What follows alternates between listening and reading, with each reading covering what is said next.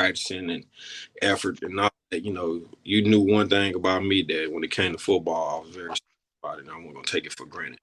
So the mindset in JUCO, you gotta have a really, really, you gotta be locked in. You can get trapped in JC. It's not many resources at all. You kind of out in the middle of nowhere, and in Athens, and you already the minority there.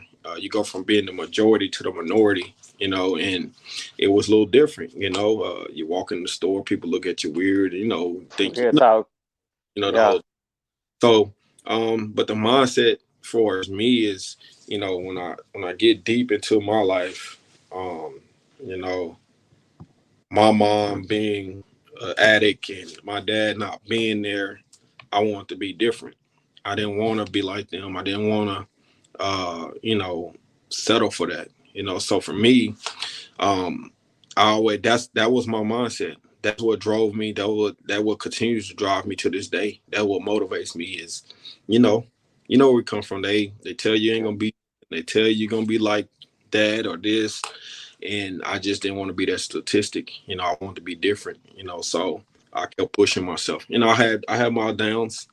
I had my downs where I do crazy stuff and stupid stuff, but with God, I think that's with God being head of my life is what you know helped me prosper and continue to go. So yeah, yeah, I'm a bad. Go ahead. I'm sorry. you just have to have a very because we built the last from our upbringing. I think you have to be a very strong individual to get through junior college mentally. Mm.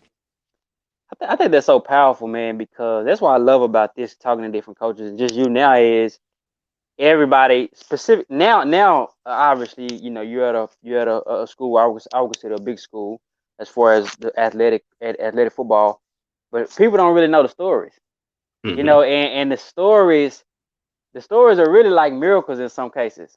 You know what Hmm. I'm saying? And it's that's the fascinating part because nobody know your story. Like, I ain't trying to be fun, but your mama addict. Like that's a lot of coaches ain't going through that. And that's not a war with me thing, but it's just like nobody know the story behind it. And that's to me that make the accomplishment that much crazier. Yeah, and we don't really talk about it much because you don't want you don't want that sympathy. I'm gonna earn this on my own type deal. So yeah, man, it's things we deal with to this day. People will never understand what certain people deal with on a day-to-day basis. That's why you gotta treat people a certain way. Like you always gotta like that's just me.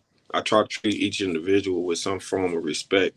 You know, and because you never know where they've been, where they come from, what they're going through. So uh it's just how you treat people to be at the end of the day. All right, so let's get back to this coaching journey. You were GA, you climbing through the ranks. I'm sure you went to many different places, so we don't necessarily gotta take a long time, but I want to lead up into this job. So how was that coaching rank? What was your mindset at? Let's talk a little bit about trying to rise through these ranks.